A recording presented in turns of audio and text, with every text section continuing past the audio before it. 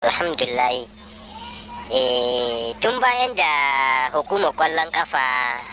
ta Afirka CAF ta ce filin kwallon kafa Niger baya bai cika ka'idoji ba wanda an hana wasanni wanda Niger idan tana wasa gida ya zamanto a ce kasar da za ta yi tazo,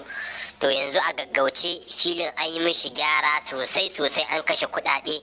cikin 'yan watannin nan domin ya zamanto a ce Niger ta karbi wasanni kenan da yanzu FIFA ta yarda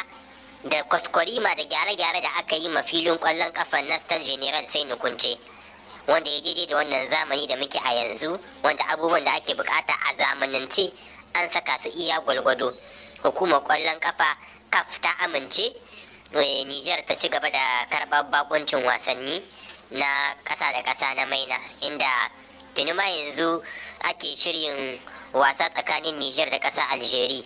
wai tankaɗe da reraye na zuwa wasan cin kofin ƙwallon ƙafa na duniya, Coupe du Monde kenan,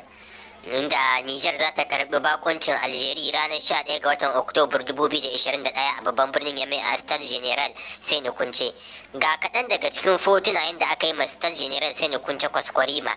An saka muhimman abubuwa a zamanance wanda ke iya bada dama Niger mu tsallake hani da aka yi mana, aka ce filin mu ya wuce ba na zamani ba ne, an wuce yayin shi. Aka ce an wuce yayin shi saboda bai kumshi abubuwa na zamani ba wanda ya kamata, wanda doka ta daidai da su, wanda doka ta yi sharanɗa wanda ya daidai da wannan zamani da ake a yanzu. Muhimman abubuwa kenan, to a gaggauce an sa kudade, an kashe kudaden a gaggauce domin mu hita kunya. Muna godiya ga hukumar kwallon kafa ta Feni Foot ta Niger, muna godiya da shugaban hukumar kwallon kafa ta kasar Niger,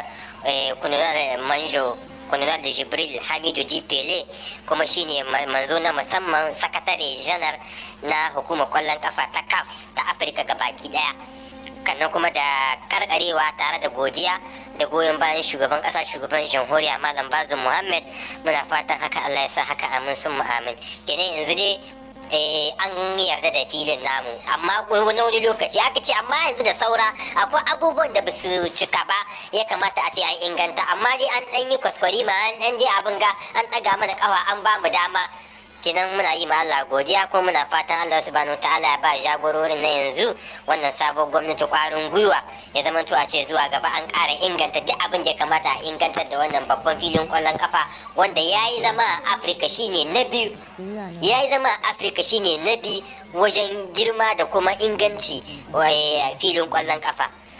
Ya yi zama a Afirka nan kusa-kusa jumlayin ƙasashe filin kwallon kafa na zamani.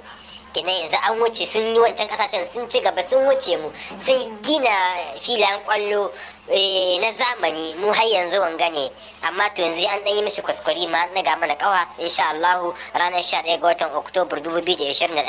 za mu karɓi bakuncin ƙasa Algeria, wasan tankaɗe da reraye na halartar wasan cin kofin kwallon kafa na duniya da zai wakana a Qatar. Insha Allahu ga kaɗan daga cikin imaji na filin kwallon kafa Stade General sai na kunce, har yanzu kuma ana ci gaba da yi kwaskwarima insha Allah domin mu hita kunya. Salamu alaikum.